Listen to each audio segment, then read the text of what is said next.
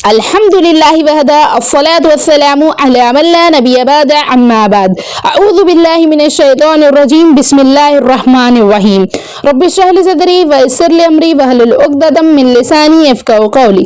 मेरे प्यारी दीनी बहनों, मैं आप तमाम लोगों को इस्लामी तरीके से इस्तकबाल करती हूँ। अस्सलाम वालेकुम व रहमतुल्लाहि व बरकातुहू। इस सलाम का मतलब ये है कि अल्लाह ताला के तरफ से आप तमाम लोगों पर सलामतें, रहमतें, बरकतें नाजिल हो। आमीन या रब्बिल आलमीन।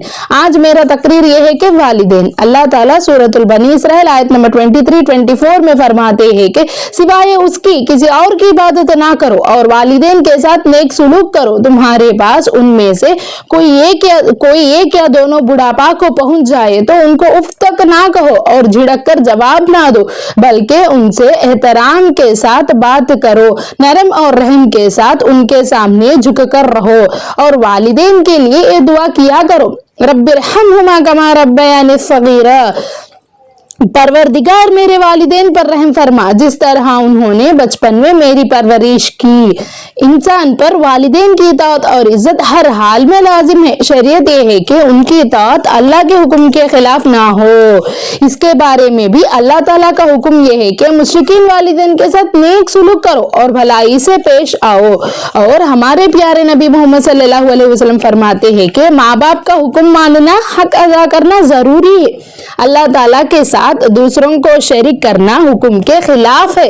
और मोहम्मद सल्लल्लाहु अलैहि वसल्लम ये बात भी बताए कि अगरचा मेरे माँ बाप होते तो मैं तुम लोगों को बता देता था कि माँ बाप की खिदमत कैसे करना। वालिदैन अल्लाह ताला की तरफ से एक अजीम नियामत है। उस नियामत की कदर उन लोगों को मालूम होती है जिनसे वो नियामत बचपन में छीन ली जाती है। इसलिए वालिदैन को भी उनका पूरा हक दिया है। अल्लाह ताला जहाँ भी इबादत का जिक्र किया करते हैं उसकी फौरी बाद वालिदैन के खिदमत और हुस्न सुलूक का तज़किरा किया करते हैं, क्योंकि अल्लाह ताला उसको पैदा किया और वालिदैन उसकी तरबियत और परवरिश का जरिया बनाया। हम भी माएँ हैं, क्या हम अच्छे माँ बनकर अपने बच्चों की परवरिश कर रहे हैं? हम अच्छे माँ होते तो हम हमारे बच्चों को 7 साल की उम्र में नमाज की ताकीद कर रहे हैं। जब बच्चों को बात सिखाते वक्त हम पहले अल्लाह के अल्फाज के बजाय सॉन्ग्स, डांस सिखाकर हम उनको देखकर खुश हो जाते हैं। आज हमारे बच्चों को हीरो हीरोइन के बारे में, फिल्म के बारे में पूरी मालूमात है, मगर मुसलमानों के घरों में पैदा होने के बावजूद भी हमारे बच्चों को ये बात तक मालूम नहीं है कि हमारे नबी कौन है। उनकी जिंदगी के बारे में कुछ भी मालूमात नहीं है। माँ का गोद बच्चों का पहला मदरसा है। क्या हम बच्चों को दीन की तालीम कर रहे हैं? ये तमाम दीनी इल्म ना रहने के वजह से है।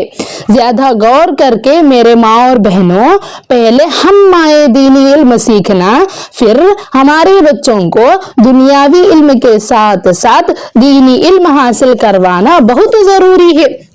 दीनी इल्म हासिल करने से माँ बाप की कदर मालूम होती है। माँ बाप की खिदमत करेंगे इंशाअल्लाह जन्नतुल फिरदौस पाएंगे। आए अल्लाह हम तमाम माओं को दीनी इल्म हासिल करके अपने बच्चों को दीनी इल्म हासिल करवाने की और वालिदैन की खिदमत करने की तौफीक अता फरमाएं। वाखिर दावाना अनिल हम्दुलिल्लाहि रब्बिल आलमीन। अस्सलाम वालेकुम रहमतुल्लाहि व बरकातुहू।